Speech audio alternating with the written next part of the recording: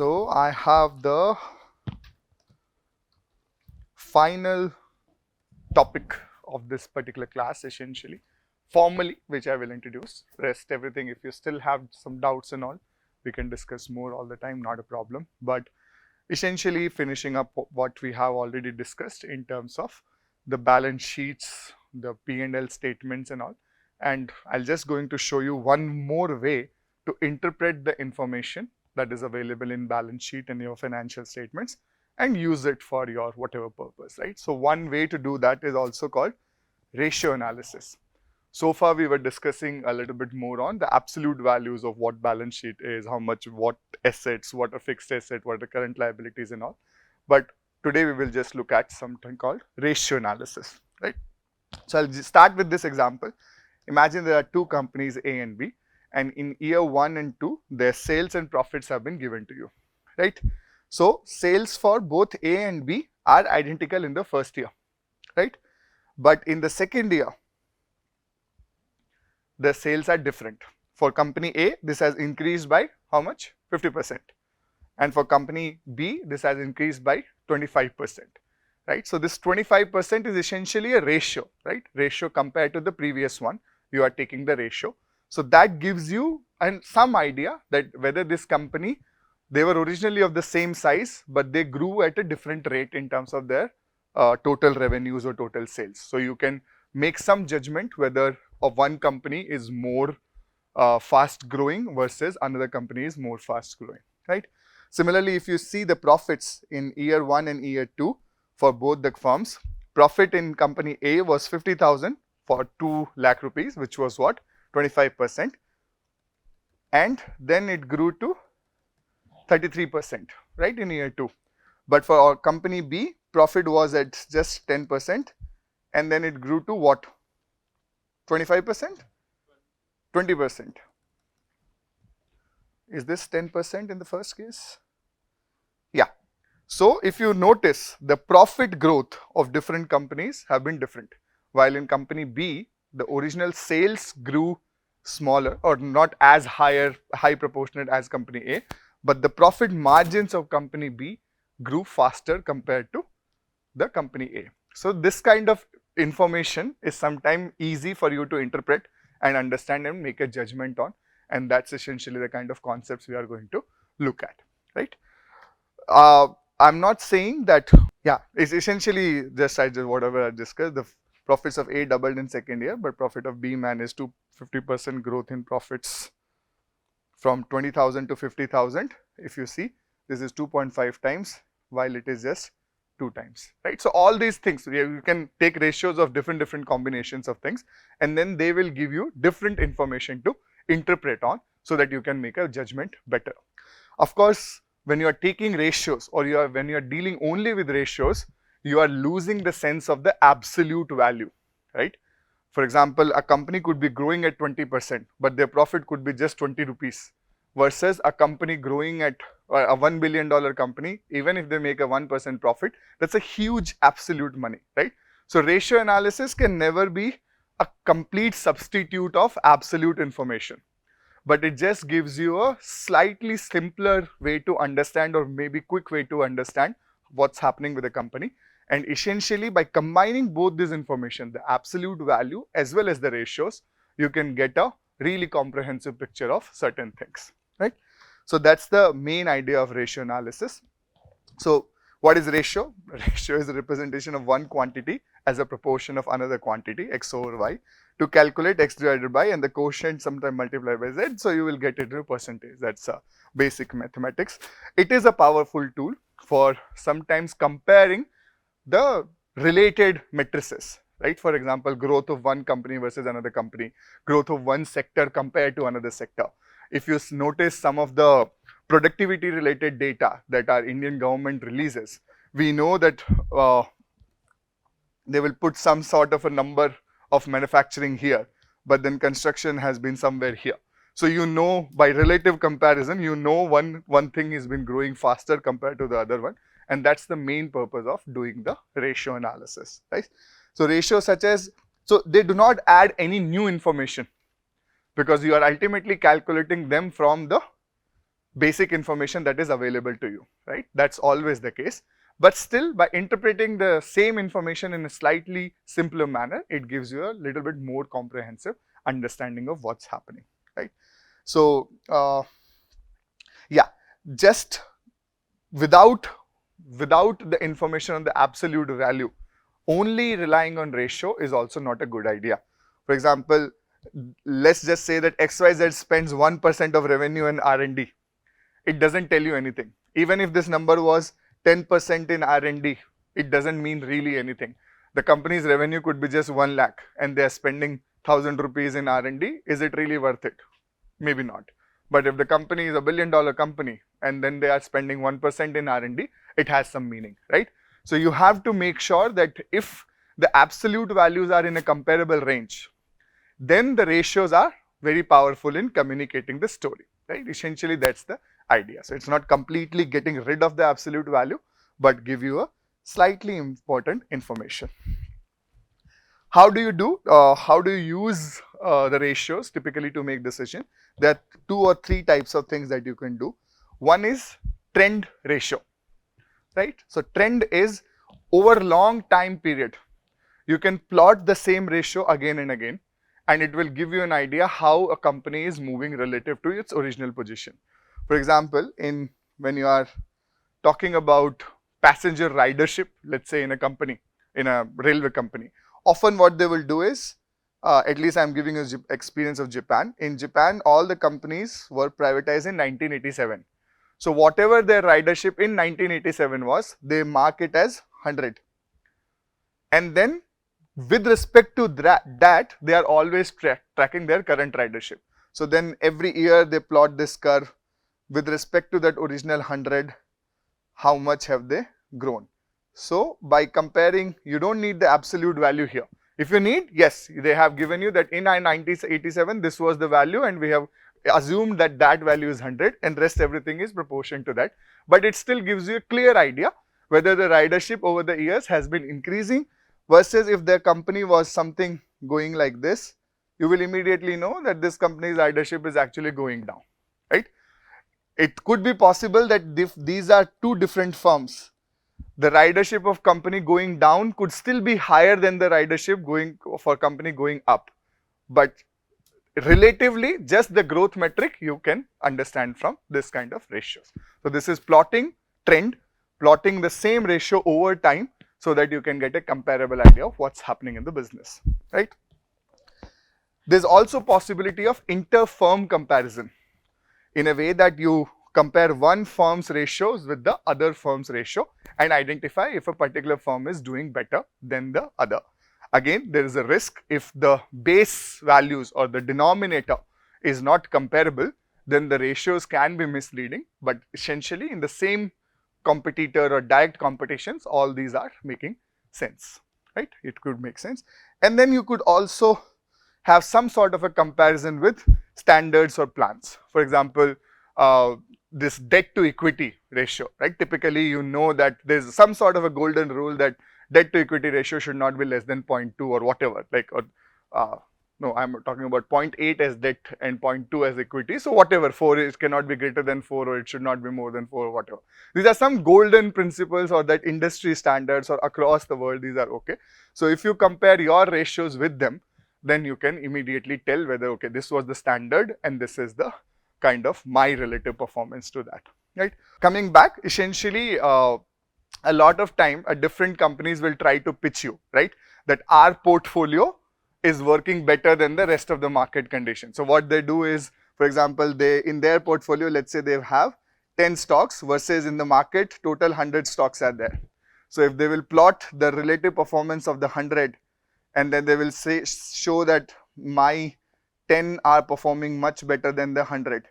So then you know that compared to those 100, these stocks, 10 stocks performed better or lower. So that's the kind of industry standard that you set up and you can tell whether your portfolio is performing better than those things or not, right? So ratio analysis, what I'm trying to tell you is, it's an interesting concept. It sometimes presents, it makes the information more simple and easy to understand. But there is a risk that you should not lose the sense of the absolute values. There should always be, whenever you are trying to do ratio analysis, even in your research, whenever you're presenting information as a ratio, always make sure that you give some hint of what the absolute values also look like. Without completely losing track of absolute, the ratio itself does not make any sense. Both of them combined is a good, effective way to communicate the numbers. Okay, clear?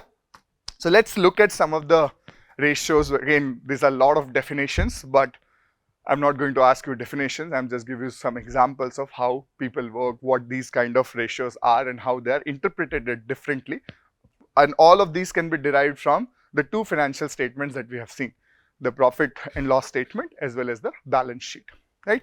So there are ratios related to liquidity, there are ratios related to capital structure, there are ratios related to profitability, and there are ratios related to efficiency. All of them give slightly different idea using the same, more or less similar information. But depending upon what is on X, what is on Y, the interpretation of the number changes. And again, there is no one golden rule that this ratio can only be interpreted in this manner. As you grow experience in a particular industry, you may start developing your own intuition around this and all those things. It is just a way of presenting information, not a absolute criteria to make the decisions for you. Okay. So first is the liquidity ratio. Anyone guess what it will be talking about? How much liquid is there in the company? Or how much company is in the liquid?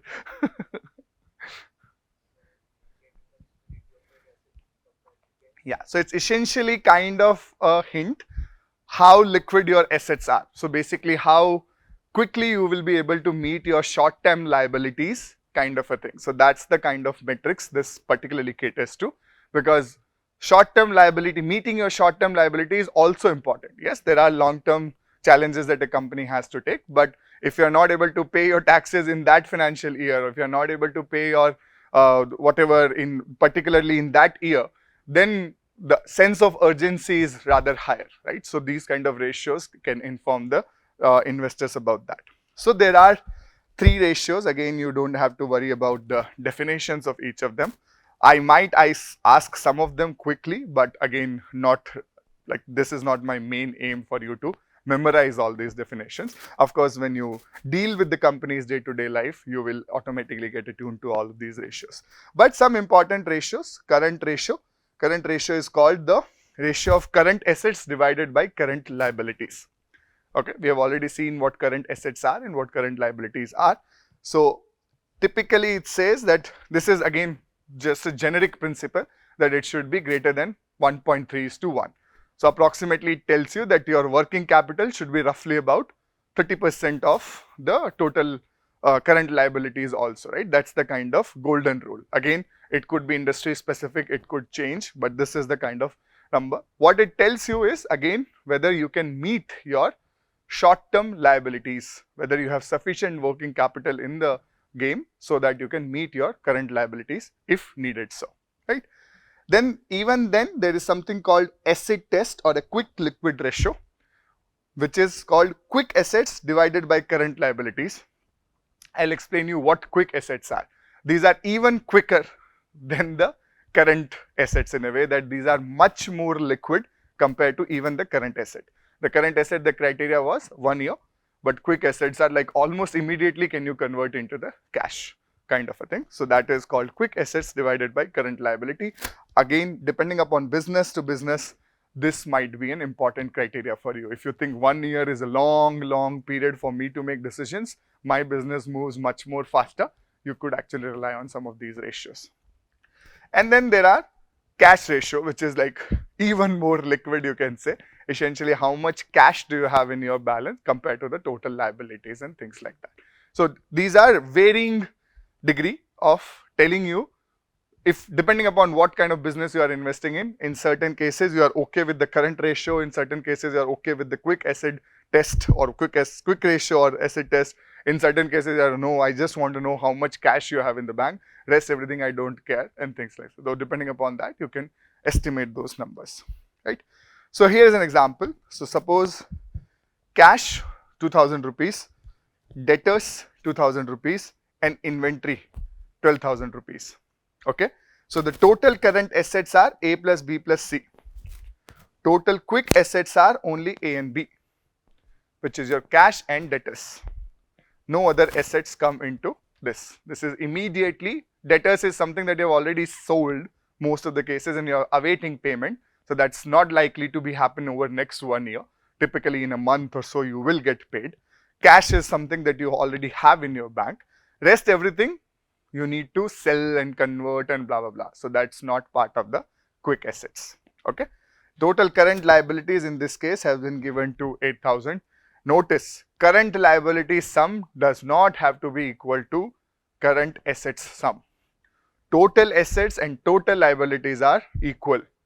Current assets and current liabilities may not necessarily have to be equal. This is a 1 mark question for you. Don't make it wrong.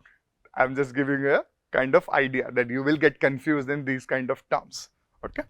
So current ratio is 2:1, which is essentially what? A plus B plus C divided by F, and your acid test is A plus B divided by F. So that's coming out to be 0.5:1. So if as an investor you are okay to recover, or your liabilities are so short term, maybe tomorrow the government is, if you do not pay tax tomorrow and they will close the business otherwise, then you would want to look at acid test rather than the inventory of how much inventory you are allowing them to sell and things like that, right? So again, what is the sense of urgency? What do you want from the business is reflected in these ratios. You as an investor can come up with your own ratio. There is no golden rule that these are the ratios. These are some of the standard terms that you will hear across the people who are trying to make investment related decisions, and everyone interprets them same. If you coin your own term, or if you, then maybe other people will not understand what exactly are the information that you are seeking for, but you are free to make. You as an investor sees, oh, there is some relation between this and this, so why don't I take ratios of 2 ratios and then I make a judgment, right? You could say that I will take a ratio of current ratio to acid ratio and then I will make a judgment. You are free to do whatever you want to do in that manner. These are the standard things that are available. Okay, clear? Second type of ratio is capital structure ratio. Any idea? Does the name provide some intuition to what it is?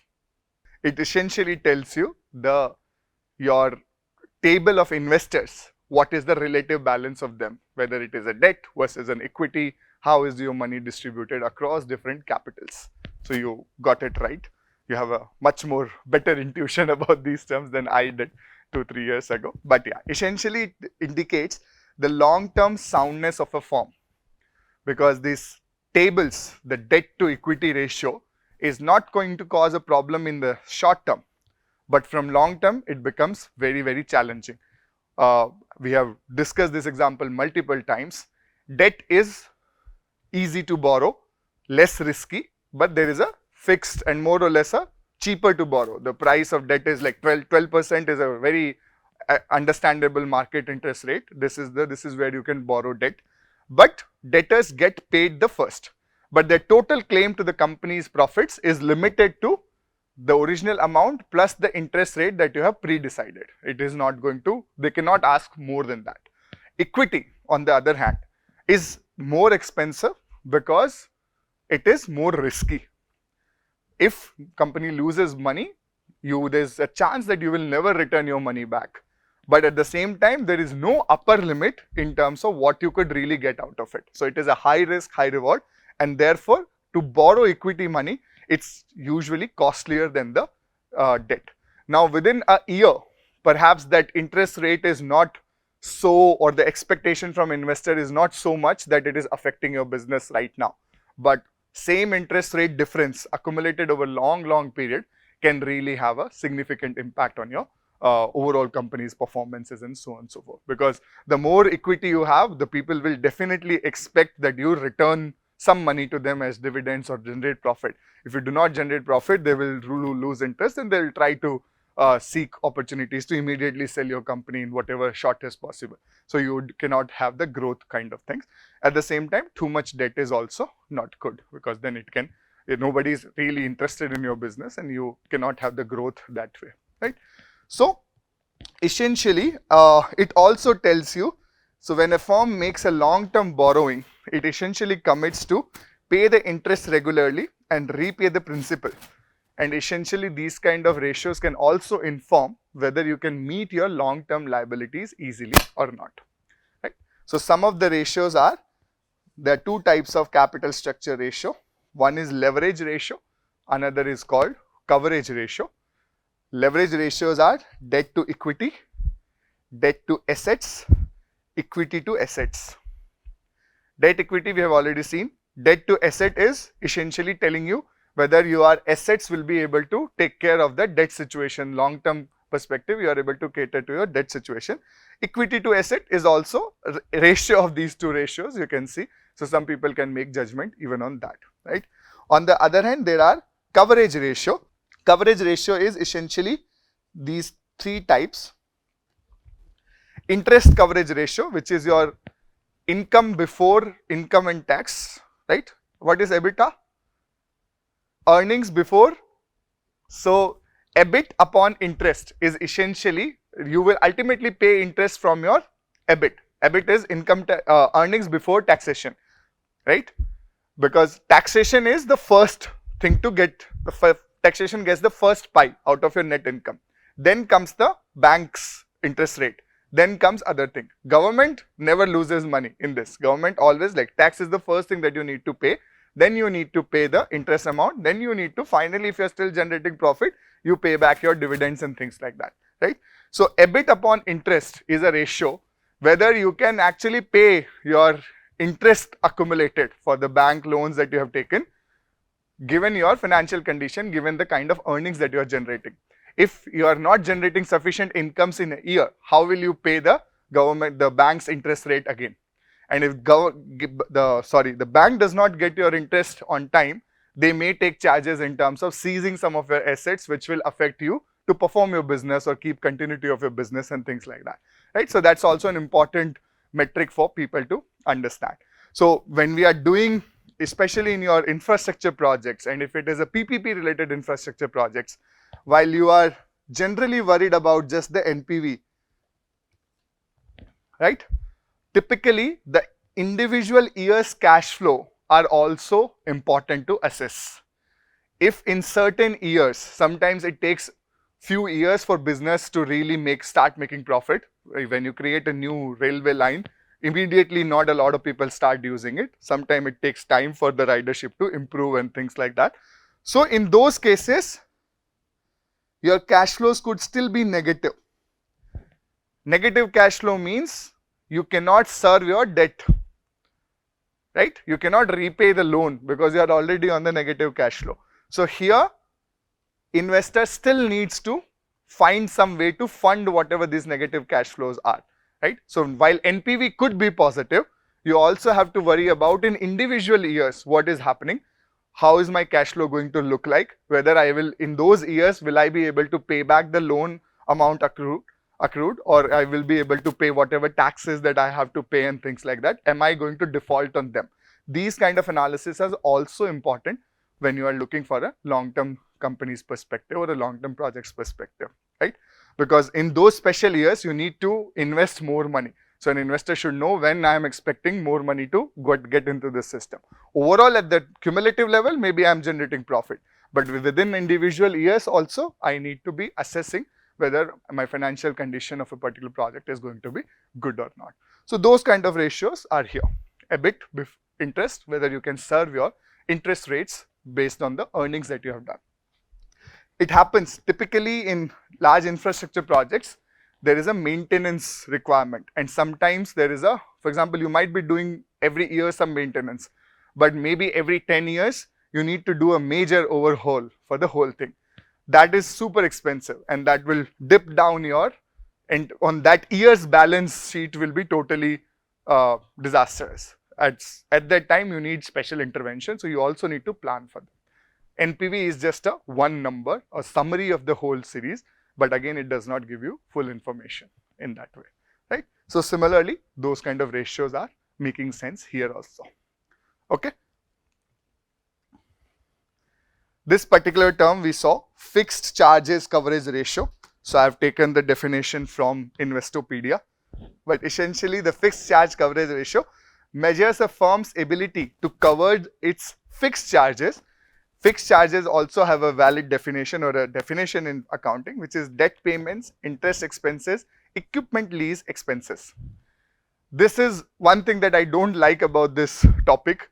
They will add one thing and call it a new name. Then they will add another dimension to it and call it a new name or a different ratio. I typically find it is easier to just look at the balance sheet and make some sort of a judgment what is happening, what is not happening. But essentially, if you once you are dealing with these numbers on a daily basis, you get used to of that difference and you become sensitive to that difference also, right? So this fixed charges coverage ratio shows how well a company's earning can cover its fixed expenses. Fixed expenses are you have to pay these. There is no reason you will not have to pay this in a year. These are like every year you need to pay.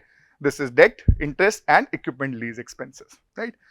Key takeaways, some of these things. The fixed charge coverage ratio shows how well a company's earnings can be used to cover its fixed charge, such as rent, utilities, debt payments. Lenders often use this ratio to assess a company's overall credit worthiness. If you are not able to even repay these things, perhaps they will not invest in you. At least you should have such kind of a business that it can pay for some of its fixed things. A high ratio result indicate that the company can adequately cover fixed charges on its current earning alone, right? So it has even if you do not invest today, it will be there tomorrow to sustain the business, is some sort of an idea about these companies. Okay. Third type of ratios, profitability ratio, maybe a more intuitive name. This is of course the most intuitive name of the all. So profitability, of course, is one of the most important metric in many cases. People often overlook everything else compared to the profitability. So it's also a measure of efficiency and indicate public acceptance of the product. Profitability is not about, it's about ultimately about higher margins, right? Higher margins means maybe you are able to charge a premium to your product because your quality is so good or your acceptance of a product is higher. At the same time, if you are so efficient in doing the business, your costs are low and therefore you are having the margins. So higher profitability does not hurt anyone, of course, right, in that sense. But yeah, only focusing on profitability cannot be the idea. You still have to worry about rest of the things, all these ratio, but definitely a higher profitability still sets up a strong foundation that your business is doing. Fundamentally, it is doing okay. Rest everything we'll figure it out, right? Some of the ratios here and there, maybe we'll put capital, we'll figure out. But at least your product is getting sold, your efficiency is higher so that your margins are good enough and we can then scale the money, the product. So profit also provide funds for repaying debts incurred while financing the project and mobilizing resource. Essentially, profit helps you to grow because you can reinvest the same profit back to the company's assets and scale up your business, open new stores, take new projects to do and things like that. If you are always in the loss, then loss you need to finance and you just keep financing on the loss. You are not able to open new venues for new businesses and things like that. The profitability ratio have been defined to establish quantitative measures of profitability of a firm and are of interest to many people, owners, management, creditors and the regulatory bodies, and can be determined based on either sales or investment. So there are two ways to define profit. One is profit on sales, how much worth of goods you sold and how much was your margin. Other could be on investment, how much of initial capital you put and on that what is your return on investment. So there are multiple ways to define even profit also. We'll look at those ratio. In the first one, the sales based, the ratio commonly used are gross profit or net profit and whatever the expenses you have to remove. On the other hand, ratios such as the defined in terms of return on assets, capital employed and equity of shareholders are based on the investment. So it could be per unit of equity in this company will result you 2 times the profit, right? So that's also an important metric rather than just only worried about how much sales and how much percentage profit is there and all those things, because an investor is not really worried about how much is your profit margins. They are worried about if they invest 3 lakh rupee today, how quickly they can have 3 lakh back plus whatever their interest or whatever their expected return from this is, how quickly can they. So these are linked but not the same thing all the time, right? Whew. So there are three types of ratios in terms of profits. First is the profit ratio, second is based on expenses, and third are related to the investment. The profit ratios are gross profit, net profit, and operating profit. Do you know what these three things are? So it's just whatever you sold and whatever the cost was. The remaining is the gross profit. Then what is your operating profit? So essentially there is a concept of cost of goods sold, right? It's also related to the direct and indirect kind of a thing that we talked about. There are certain costs which you can directly attribute to a single unit, right? You can attribute it to the unit in a way that, for example, you're manufacturing all those pair of jeans, right? So we talked about raw material of the cloth and the labor that directly goes into that. But then there could be shipping charges, there could be packaging charges, there could be branding charges, whatever. All that's come into still part of the operating expenses related stuff sometimes, but also headquarters related operations. They are not attributable to individual, but then on an average you can attribute that, okay, in a month we produced 10,000 units, our total headquarter expenses was this. So per unit, this is the expenses that we are occurring for that. Sometimes you have to, all these marketing cost or these days social media related campaigns you need to drive for selling your product. So sometimes you drive for multiple product together. You are not selling just one product together, but so you cannot always differentiate between, okay, this much money I've spent on marketing of only one thing. Typically you market for a brand and the brand sells multiple things, right? You will have how would I say, when you say Bajaj or any other company example, there is a brand associated with it. They sell multiple things and there's no way for them to confirm that if the ad is only for Bajaj scooter, the other Bajaj bikes will not get affected because that brand name of Bajaj gets built, right? So they tend to be distributed over entire things and all. So there are ways to do that. Essentially, that's the part of your operating cost. So from the gross profit, you reduce the operating cost, that gives you operating profits. After that, you reduce taxes and any interest, and that's your net profit. And the bottom is sales. These are percentage of sales. So they give you a, within your sales, if 1 unit of product sold, how much of that 1 unit is going where? You can clearly tell. This is also called, in a simple language, called unit economics. Often investors will use this term, unit economics. This is what they are explaining when they are explaining the unit economics, right? But then there are other ratios which are related to expenses. These are the profit side. But you could also have the ratios on expenses that will directly give you an idea how much of a percentage of sales is going towards expenses rather than how much of a profit is going towards, how much of a sales is going towards profit. You can also have example of how much of sales is going towards what kind of expenses, right? So there are total operating expenses, there are cost of goods sold plus operating expenses. There are some specific expenses that you want to track, right? For example, a lot of people are interested in what is your, I'm forgetting the term, CAG. Do you know what is CAG? Customer acquisition, CAC, sorry, not CAG. CAG is CAG is a different thing, sorry. CAC, which is the customer acquisition cost, right? Essentially, that's like for acquiring one customer, how much money you need to pay. So that's a very specific number that people are interested in. So you could track that also. That is the kind of purpose of this. So you can make some your specific expenses and then you can also track them, right? And on the other hand, the profit ratios are also related to the relative investment that you have made, which is your net profit upon total assets, your net profit upon the capital that you have employed, right? And return on shareholders' equity. So these are from the investor side, the other ones were from the sales side, right? So these two ratios are on the sales side, these are on the assets and the liquidity side of it, or the liability side of it. Clear? But this have distinct purpose, they are related. Of course, ultimately the net profit and all those things are related, but they convey a slightly different meaning, and each investor might be interested in them. So here is so this is again just to define the level of profitability that we were just talking. So there is a revenue, cost of goods sold, that determines the gross profit.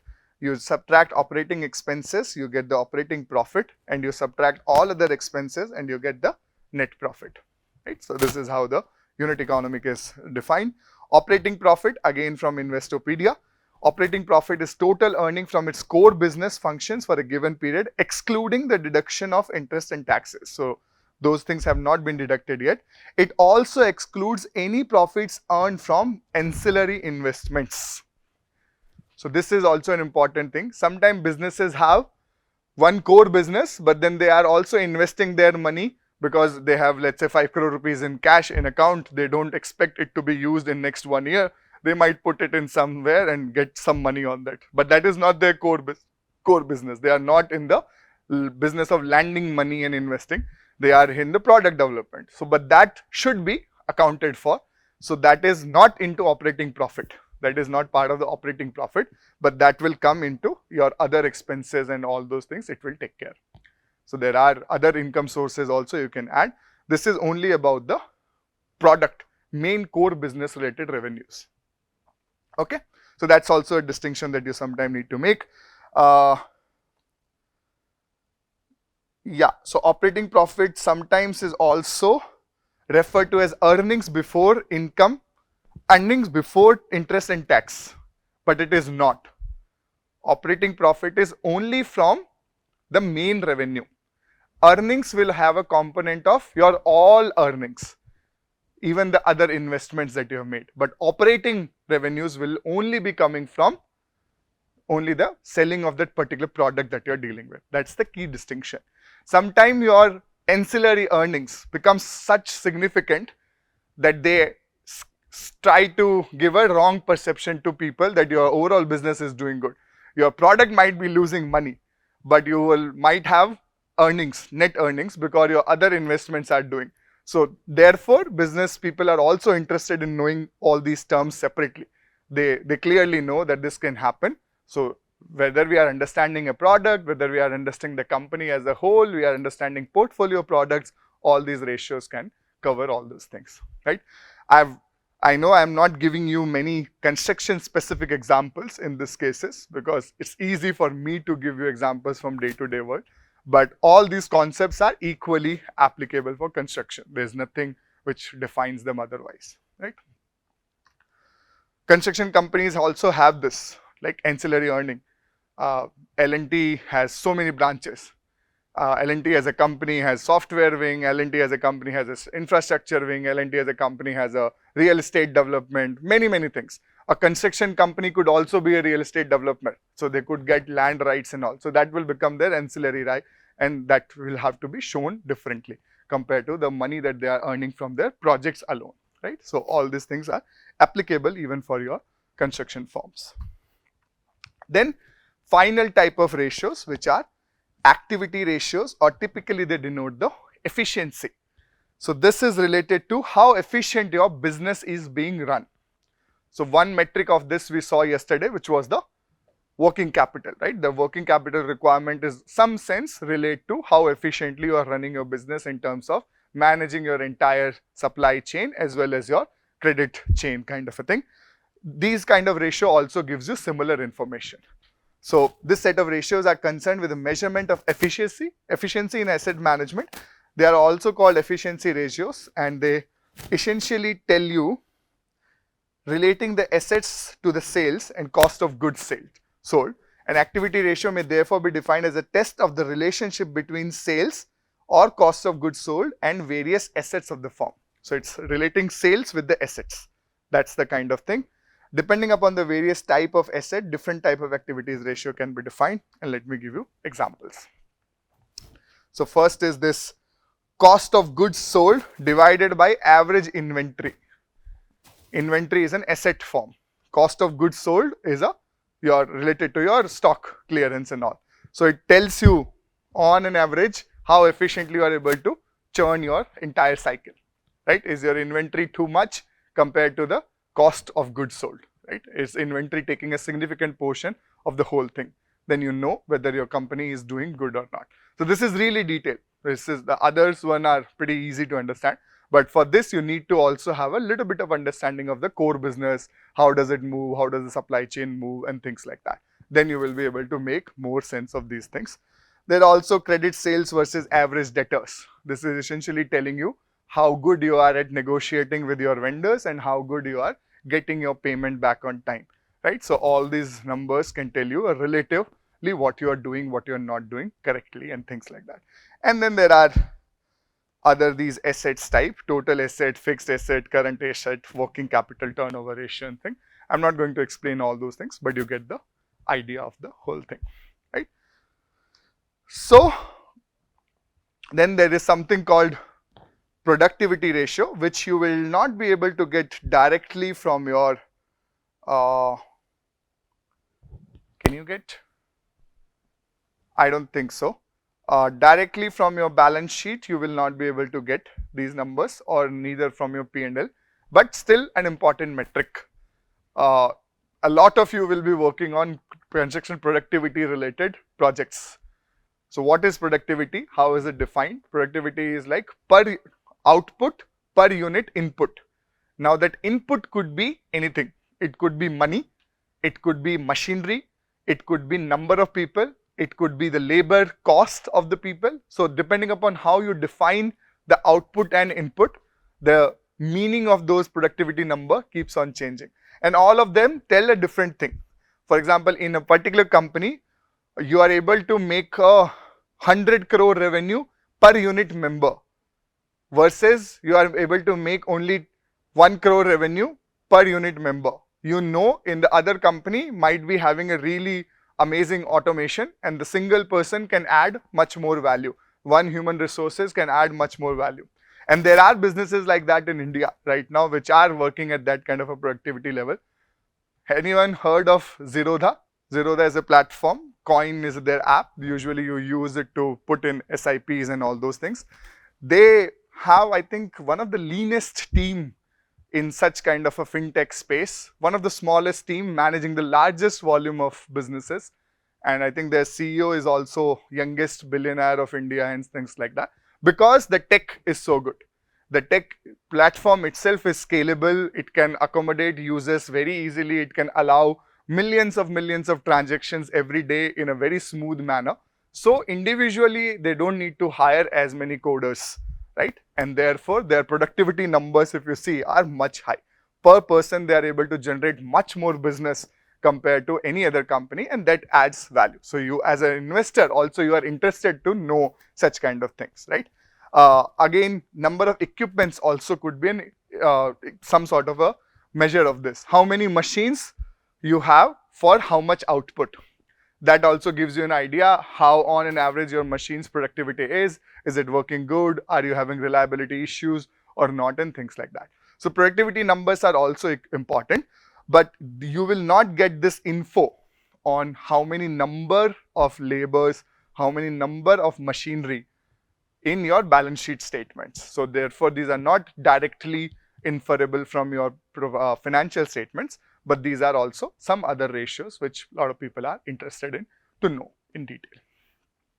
Even as a manager, you would want to see, last semester we saw that video, right? The US, China, the glass factory, they were always interested about these productivity numbers. If I hire one more person, can I replace 100 people by a robot, kind of a thing. All these calculations are essentially a management related decisions also, right? Okay, so with that, I formally conclude the course.